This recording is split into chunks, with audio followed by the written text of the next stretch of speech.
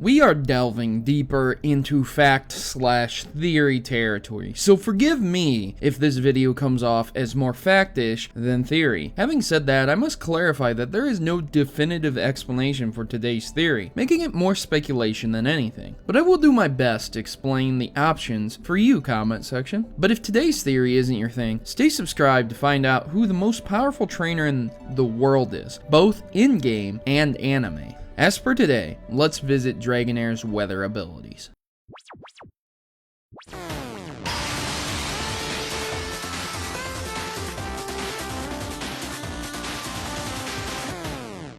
So I know there are a lot of people out there that remember. You can call them Gen 1ers if you want, but the truth of it is, I don't think anyone else understands the frustration of Dragonair. See, I remember as a kid, reading the guides of Pokemon Red, Blue, and Yellow. The things that they wrote in those books about how Dragonair was one of the longest Pokemon, and I should enjoy its Slam attack. Yeah, Slam. The same attack that has 75% accuracy. Great idea. Seriously though, Dragonair was supposed to be the mythical legendary Pokemon in Red, Blue, and Yellow. Many people did not even encounter it until they faced Lance. The only way to acquire this Pokemon was to either buy a Dratini in the slots for a whopping 6 grand in coins, or fish in the Safari Zone. And you guys know how much fun Gen 1 Safari Zone is. Kangaskhan, it ran away. Again!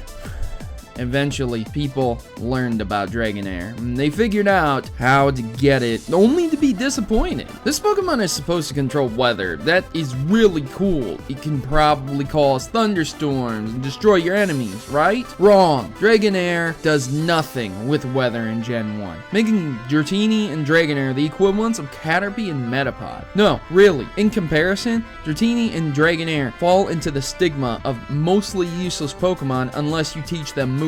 Dragon moves in Gen 1 were all but gone. Dragon's Rage was fixed damage, Slam was inaccurate, and both Pokemon really didn't learn anything useful until they evolved into Dragonite. So without the money to buy said moves, the player was out of luck. But that was also its strength, and a key clue to our theory. Dragonair could learn almost any elemental move. Thunder, Blizzard, Surf, you name it. A very versatile Pokemon, and with decent special, it made it more viable than most normal types. So why could a dragon learn a move that it's weak to? Good question. Referencing the Pokemon, we get another clue to Dragonair's abilities. The crystal orbs on its neck and tail allow it to control elements. Then another clue, its aura allows it to control weather along with the tremendous energy stored inside its body, as the Pokédex states. This all combines together and there you have it. Okay, good. Theory done, right? We have the answer to our question right there. Crystal orbs, Dragonair's aura allows it to control weather. Nothing more.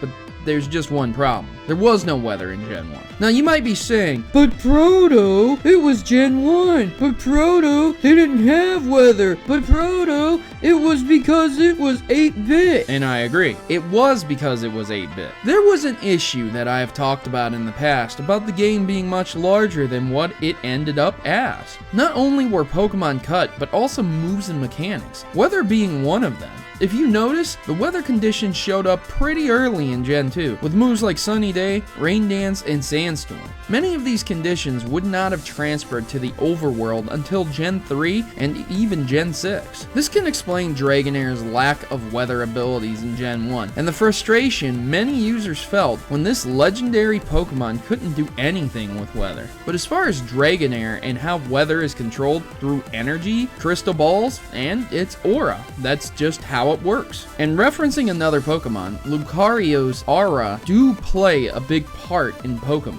Since Dragonair is a legendary mythic Pokemon, it has powers that many Pokemon do not, and its aura allows it to control all kinds of weather, instead of just one. This makes Dragonair special in that regard, and the only Pokemon out there that can do this are Castform, Mew, and Mewtwo. Not very many have this ability. So ladies and gentlemen, again, this is speculation, but I feel that the developers probably wanted to do more with weather in Gen 1 and 2, but the data and memory limitations stopped them. But we can all see the end result in Gen 3, and with the introduction of sunny days, rain, and sandstorms, as well as Gen 4 with snow and hail. Pretty cool, Game Freak. Pretty cool. One final thought though, on Dragonair. Lucario can sense all auras and speak the human language. If Lucario could analyze Dragonair, you would have your answer as to how it controls weather. Maybe someday, but until then, I've been your host, Protomario. Please give me a like and stay subscribed for more great theories ahead. As for me, I'm off to do some research on some more theories. Thanks for watching, and I look forward to your comments down below. Thanks for watching my video and making it to the end. If you want to see my theories a day early, make sure to head over to my Patreon, where donators get a day early viewing of my newest theories. And follow me over on Twitter to see my updates about certain videos and access to some cool unlisted hidden content as well. If you don't have Twitter, I am on Tumblr too, so be sure to check out my videos on your preferred social networks, or subscribe here on good old YouTube. I've been on YouTube for a while now, and I don't plan on going anywhere soon, so I hope you keep supporting me by liking the video and sharing it where you can on Facebook or Twitter or other forums as well. Thank you again for taking a bit of time out to support me, and I hope to see you here next time on Pokemon Theory. Please note that in all my videos, if I use images from Google, that I do not own any of those images, and all images obtained from Google are owned by their respective owners and copyrights. So please remember this when watching my Pokemon Theories. Thanks.